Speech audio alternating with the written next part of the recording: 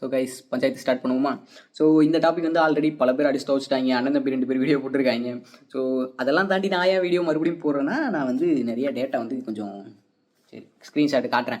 So கொஞ்சம்லாம் collect பண்ணி வச்சிட்டேன் நேற்று முந்தா நேற்று.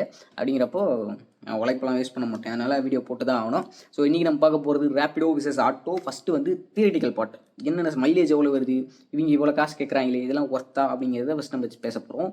அதுக்கப்புறம் அவங்க சொன்ன கம்ப்ளைண்ட்டுக்கு என்ன சொல்லணும் அப்படிங்கிறத பார்க்க போகிறோம். அதுக்கப்புறம் என்னோட பர்சனல் வன்மத்தை நான் கேட்க போகிறேன். ஸோ வன்மங்கிறது வந்து இதில் கலந்து இருக்கும், கொஞ்சம் வன்மம் கலந்துருக்கும், கடைசியாக ஃபுல் வன்மமாக இருக்கும். ஸோ ஃபஸ்ட்டு வந்து இவங்க சொல்கிற குறை என்னென்னா, எனக்கு 2013 வந்து ஆட்டோவோட மீட்ரு வந்து இந்த ப்ரைஸு தான், அந்த மாதிரி இவ்வளோ இதுக்கு அப்படின்னு செட் பண்ணி கொடுத்தாங்க. ஸோ அதுக்கப்புறம் கவர்மெண்ட் வந்து அந்த ஃபீஸை வந்து ரிவைஸ் பண்ணவே கிடையாது. 2024 ஆச்சு, 11 வருஷத்துக்கு மேலே ஆகுது. இப்போ 2024 முடிய போகுது அப்படிங்கிறப்ப 12 வருஷம் ஆக போகுது அப்படின்னு கம்ப்ளைண்ட் பண்ணுறாங்க. ஸோ இவங்களோட கம்ப்ளைண்ட் என்ன எனக்கு புரியல. ஸோ 11 வருஷமாக ஆச்சு, நீங்கள் வந்து கவர்மெண்ட்டை ரிவைஸ் பண்ணுங்கன்னு சொல்கிறத விட்டு ரேப்பிடோ பேன் பண்ணுன்னு ஏன் சொல்லிட்டு இருக்கீங்க? ஸோ அப்படிங்கிறப்போ இதுதான் பஞ்சாயத்தே எனக்கு தெரிஞ்சு. ஸோ 2013 பார்த்தீங்கன்னா ஒரு கிலோமீட்டருக்கு, அதாவது 1.8 கிலோமீட்டருக்கு வந்து 25 ரூபா அப்படிங்கிறது பேஸ் ப்ரைஸ். நீங்கள் ஆட்டோவில் ஏறினீங்களாலே நீங்கள் எவ்வளோ தூரம் போனாலும், ஸோ ஃபஸ்ட்டு அந்த ஒரு 10 அடியில் போய் இறங்கினா கூட நீங்கள் 25 ரூபாங்கிறது கொடுத்தாகணும். 1.8 கிலோமீட்டர்ஸ்க்கு மேலே போகும்போது ஒரு கிலோமீட்டருக்கு 12 ரூபா அப்படிங்கிற விதம் நீங்கள் வந்து கொடுக்குற மாதிரி இருக்கும். அதாவது ஒரு 3 கிலோமீட்டர் போனீங்கன்னா நீங்கள் வந்து ஒரு 37 ரூபா தர மாதிரி இருக்கும். ஸோ இப்போ அந்த ப்ரைஸ் வாங்குறாங்களா அப்படின்னு கேட்டிங்கன்னா கிடையாது. ஏன்னா பெட்ரோல் ப்ரைஸ்லாம் ஏறிச்சு அப்படின்னு சொல்கிறாங்க. பெட்ரோல் ப்ரைஸ் முன்னே இருந்தது 2013 77 ரூபா இருந்தது. இப்போ வந்து 120 ரூபா 102 ரூபா அந்த மாதிரி போயிட்டுருக்கு. அப்படிங்கிறப்போ ஒரு 32% வந்து பெட்ரோலுங்கிறது ஏறி இருக்குது. பெட்ரோல் 32% ஏறினா அவங்க கொடுக்குற, நம்ம ஆட்டோக்கு கொடுக்குற காசும் 32% ஏறி இருக்கணும். ஏன்னா எல்லா பொருளோட ரேட்டும் ஏறுது. அப்படிங்கிறப்ப எல்லாத்துக்கும் சேர்த்து அவங்களோட மொத்த இதையும் 32% ஏற்றுவோம். அப்படிங்கிறப்ப எவ்வளோ வருது? 1.8 கிலோமீட்டர்ஸ்க்கு 33 ரூபா தான் வருது.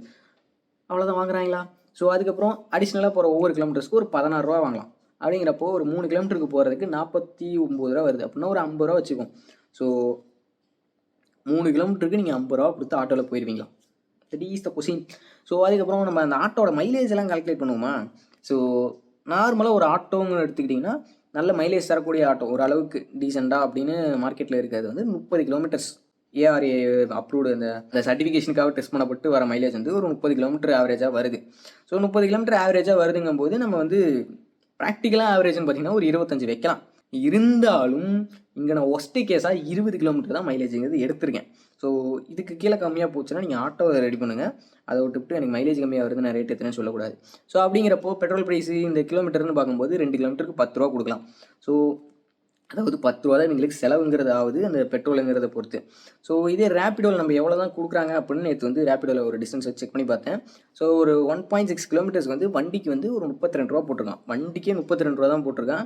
ஸோ ஆட்டோக்கு 67 ரூபா போட்டிருக்கான். அப்படிங்கிறப்ப பார்த்துங்க, ஸோ 2 கிலோமீட்டருக்கே 10 ரூபா தான் செலவு. இங்கே 1.6 கிலோமீட்டருக்கே 67 ரூபா கொடுத்துருக்கான். அப்படிங்கிறப்போ இதில் வந்து ஒரு 10 ரூபாய் கழிச்சிருங்களேன்.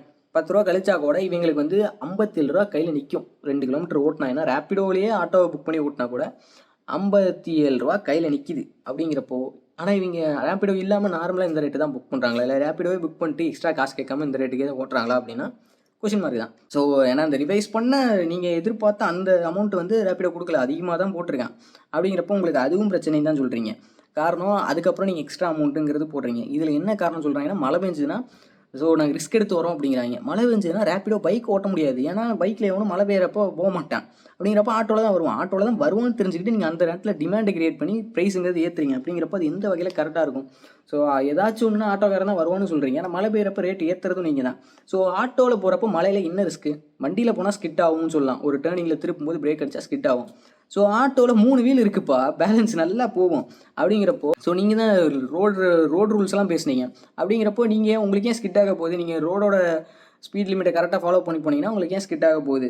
அப்படிங்கிறப்போ நீங்கள் இந்த மழை பெய்யறப்போ சேஃப்டி, ஸோ நாங்கள் ரிஸ்க் எடுத்து வரோம் அப்படின்னு சொல்கிறீங்க. அது எந்த வகையில் கரெக்டாக இருக்கும் அப்படிங்கிறது எனக்கும் தெரில. ஸோ நெக்ஸ்ட் என்ன, அதுக்கப்புறம் நாங்கள் இஎம்ஐ கட்டுறோம் அப்படின்னு சொல்கிறாங்க.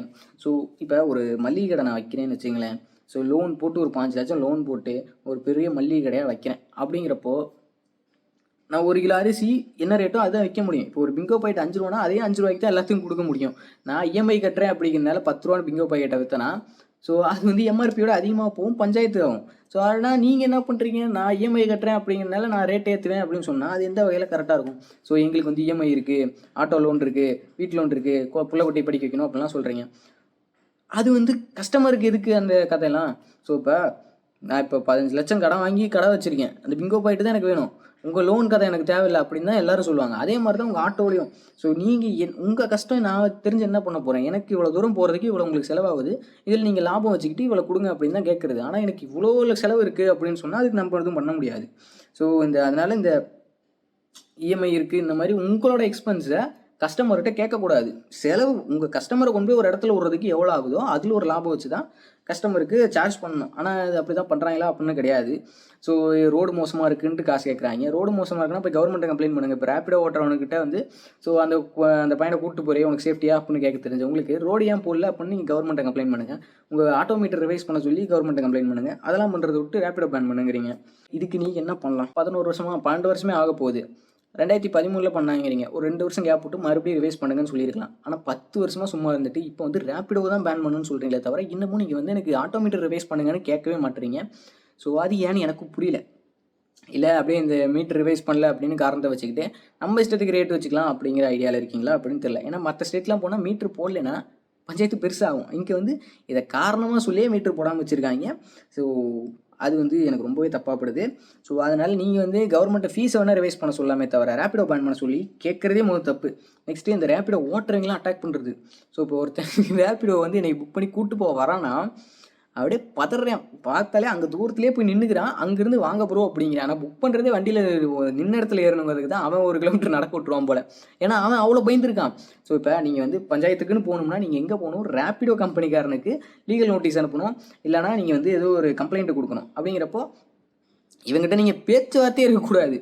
ஸோ உங்களுக்கு ஆதாரத்தோடு நீங்கள் பிடிச்சி கொடுக்குறேன் அப்படின்னு சொன்னீங்கன்னா நீங்கள் வந்து போலீஸ் ஸ்டேஷன் போயிருங்க. போலீஸ் ஸ்டேஷன் போயிட்டு ரேப்பிடோ புக் பண்ணுங்கள். அவனே போலீஸ் ஸ்டேஷன் வந்துடுவான். ஆனால் அதை விட்டுவிட்டு ஒரு கஸ்டமரை கூப்பிட்டு போகிறவன் வந்து இப்படி டிஸ்டர்ப் பண்ணிங்கன்னா அந்த கஸ்டமர் உங்கள் ஆட்டோவில் ஒரு நாள் வந்திருப்பார்.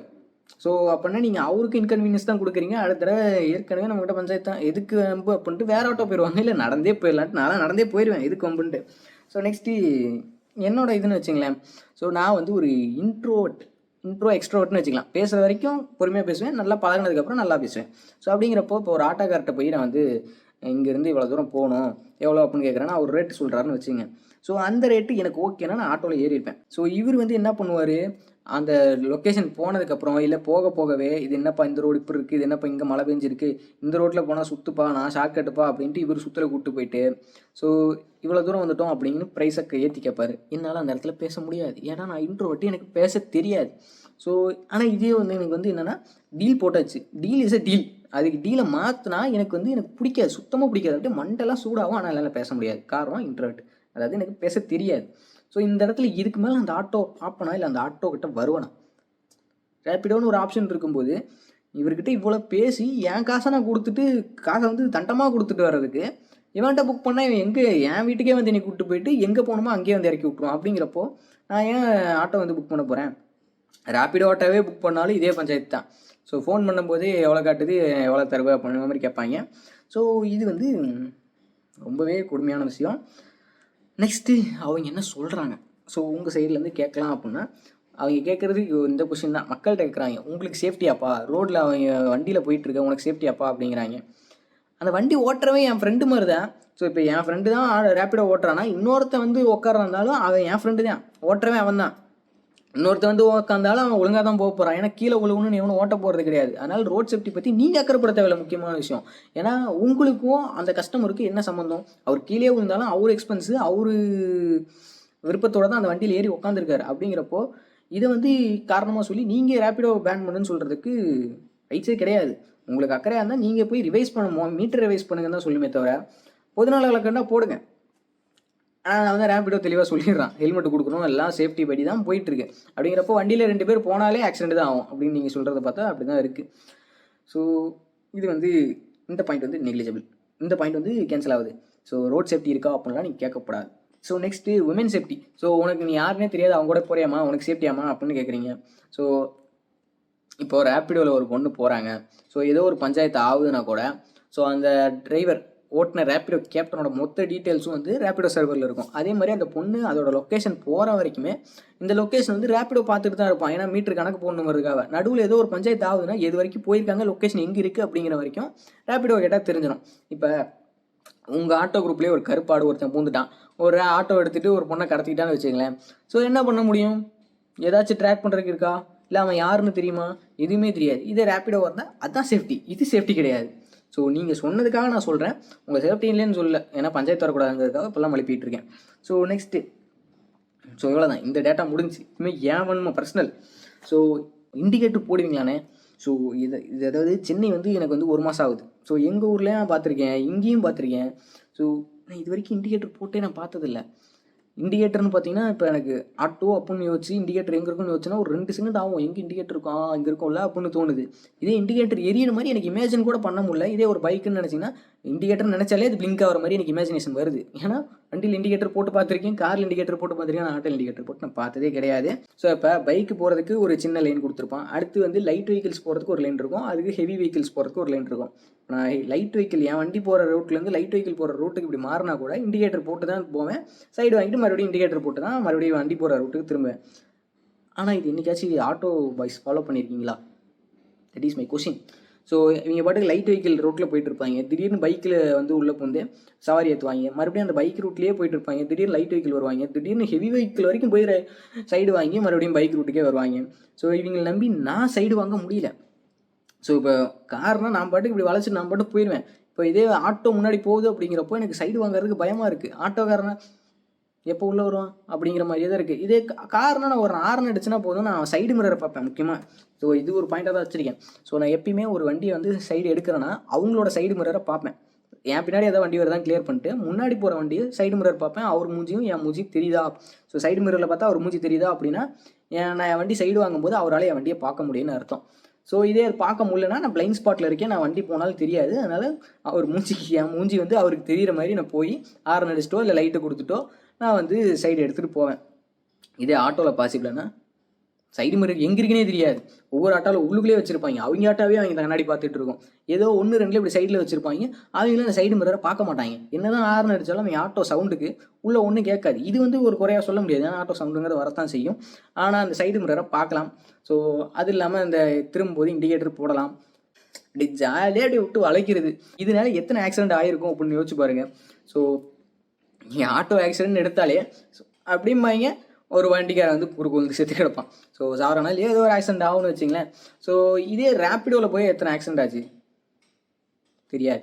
ஏன்னா அவன் வந்து வயிற்று பழப்புக்காக ஓட்டுறான். இந்த இடத்துல அவன் ஸ்டண்ட் பண்ணணும்னு அவசியம் கிடையாது.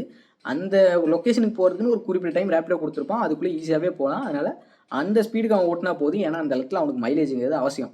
ஸோ இந்த இடத்துல நீங்கள் என்ன பண்ணுறீங்க? இண்டிகேட்டர் போட்டு கிடையாது, சைடு மிரர் பார்க்குறது கிடையாது, அப்படியே விட்டு வளைச்சி ஆட்டி விட்டு மொத்தமாக முடிச்சு விட்டு போயிடுவீங்க.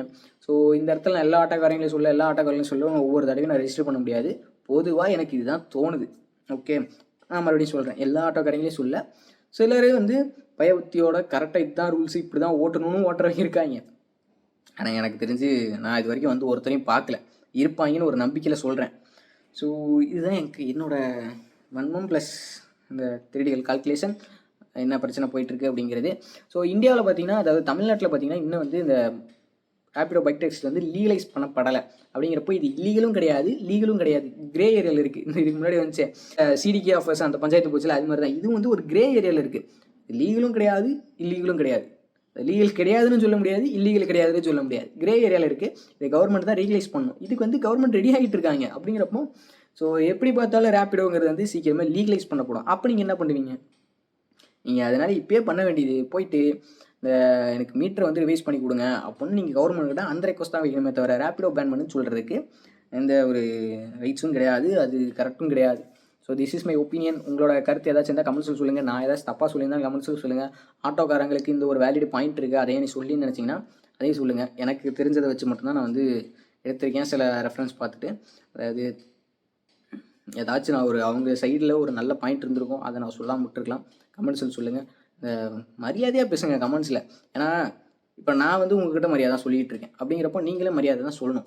இது வந்து இப்போ நேரில் ஒருத்தர் பேசும்போது நீங்கள் இந்த மாதிரி பேசுகிறீங்களா அப்படின்னு யோசிச்சுட்டு அதை கமெண்ட்ஸில் சொல்லுங்கள். பை, அவ்வளோதான். ஃபார் ரெகுலர் டெக் இன்ஃபோ நம்ம சேனல் ஃபாலோ பண்ணுங்கள். Socially responsible YouTube channel.